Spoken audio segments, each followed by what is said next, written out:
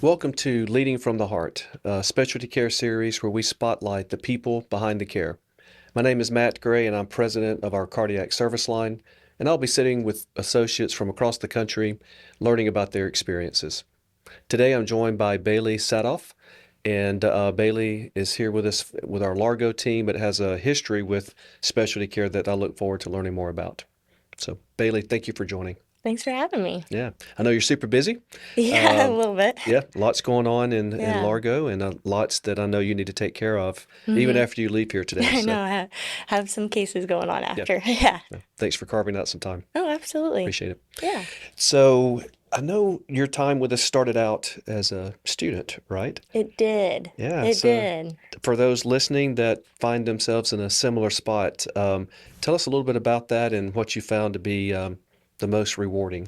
So, Yeah, I started out like in my rotations, one of the first sites was at a specialty care account in mhm, Tampa. mhm, And I remember feeling very like welcomed by the team, and they were all very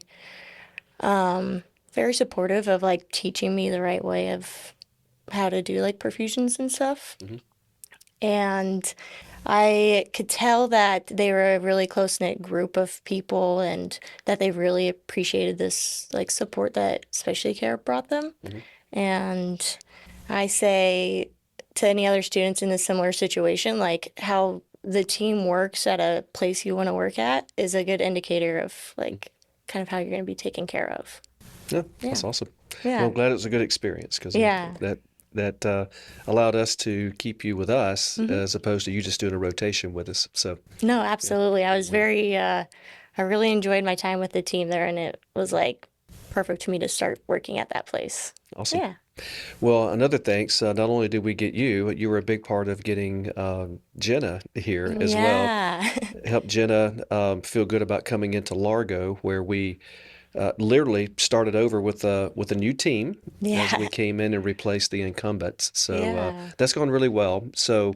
Um, for those that are perfusionists thinking about change and all that, I know hmm you saw the Tampa account and now Largo. So, what advice would you give new perfusionists that are facing a lot of change? Oh boy. Some advice I would give is definitely be open-minded to maybe some changes that you will have to make from how you do stuff at like one place to the other place, Mhm. and just kind of being really good at adapting to different situations that might arise at the new place and taking everything on with a great mindset and ready to rock and roll. Yeah, Be good. that's good. Well, I've gotten to see you in situations where we're going through change, right, at Yeah. Largo, and it's continuous, right? It's a new program. Get the program grows, so there's new people, there's change. But as we get into different services like organ recovery, even, hmm um, I know that can be a little bit scary, and inside we deal with that. But your attitude is just kind of heads down, get the work done, and we'll Yeah. figure it out as a team. So how how do you kind of navigate those feelings when everybody gets concerned or maybe hmm even a little scared of change, but how do you navigate it? I kind of welcome change. I always like to keep growing in just like different aspects of my life. And with perfusion, like, for example, at Tampa, I learned a bunch of skills there. And then I saw Largo almost as like this opportunity to learn more skills and continue growing. So I think just like a hunger to grow is really what drives me to Mhm. keep seeing these new opportunities that come our way and stuff. That's good. Yeah. Well, it's paid off. So, Yeah. yeah. Yeah. So, what we've talked about after you got into perfusion when you were a student, what led you to want to be into to go into perfusion school because it's tough. So, Yeah. what motivated you to do that? Um, I was, what motivated me to get into perfusion school. I started out in undergrad, like trying to do the pre-med track and stuff. And then I realized that's not the path that was meant for me and not what I want to do. Mm-hmm.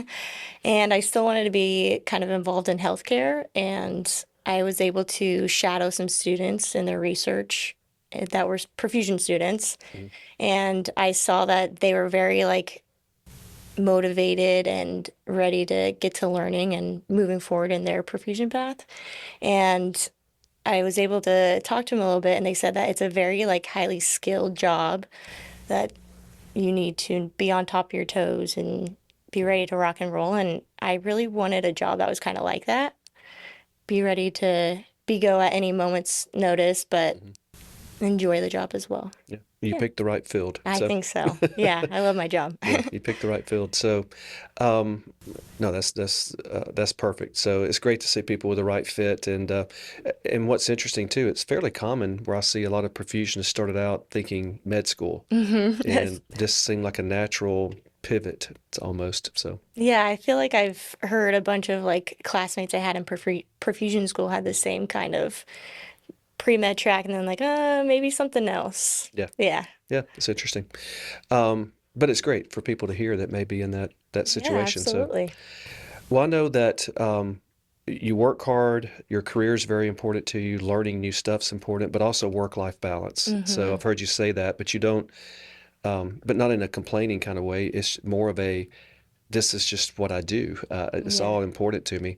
It's got to be tough to balance. So tell me how you Yeah. balance work life. I definitely go into work and have my mind focused on work Mhm. during the day and then coming home just kind of focus on relaxing, doing the things that I like to do, Mhm. grilling some steaks that Mhm. taste amazing, number Yeah, one. good. Hanging out with my dog and my wife and going out and playing pickleball or golf, just finding like different activities that are opposite of work Yeah, and I enjoy. awesome. Yeah.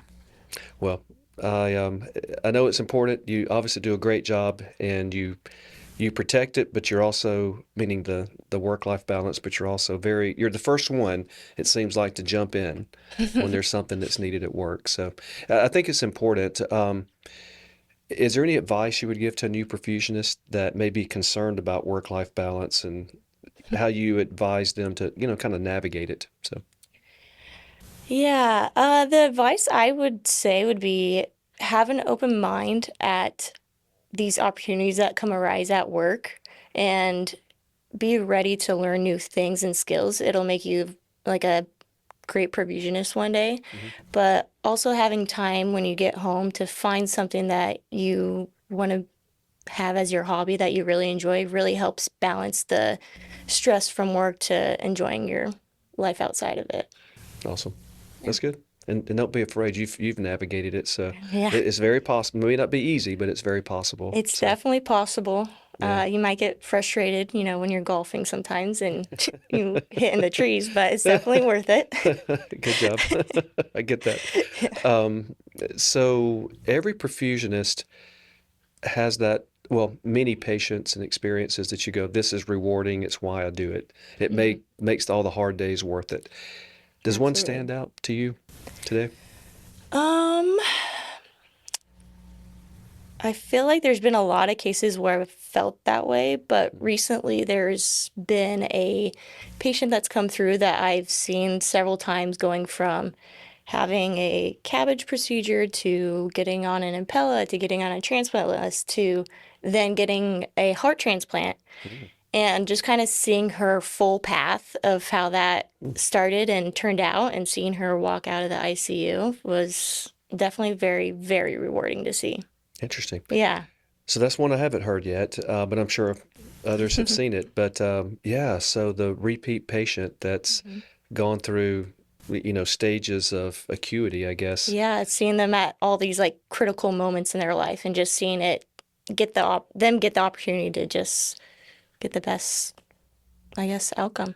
Wow. Well, Yeah. that's a good one. Yeah, I can see how that. And now transplant, but also it's important to go get that organ Yeah, to bring it to absolutely. the transplant center. So that'll just add to that continuum that Yeah, you kind of have described.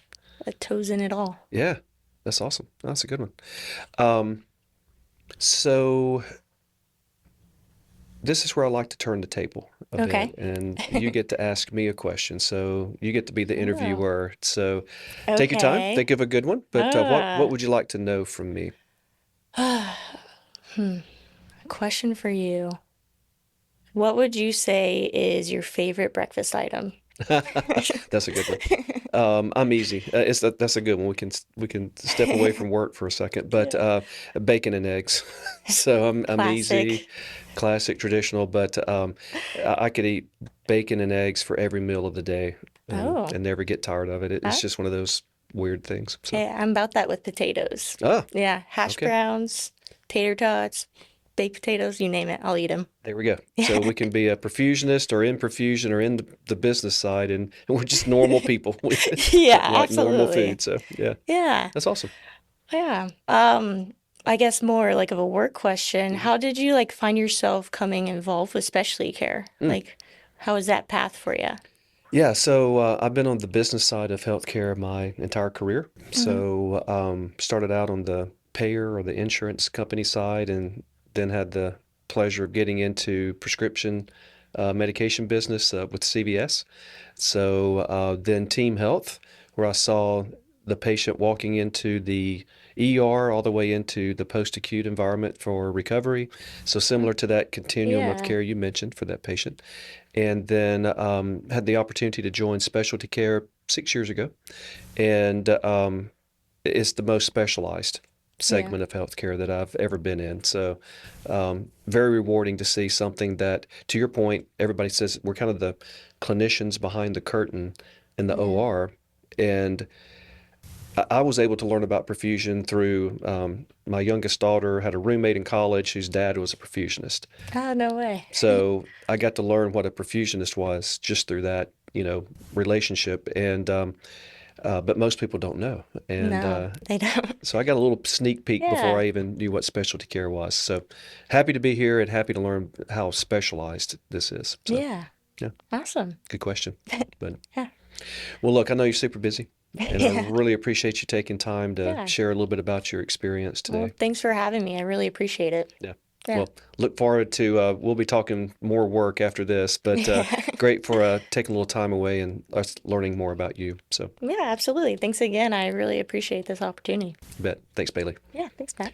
Thanks again to everyone for joining another episode of Leading from the Heart. Again, my name is Matt Gray, and I look forward to talking to you again soon.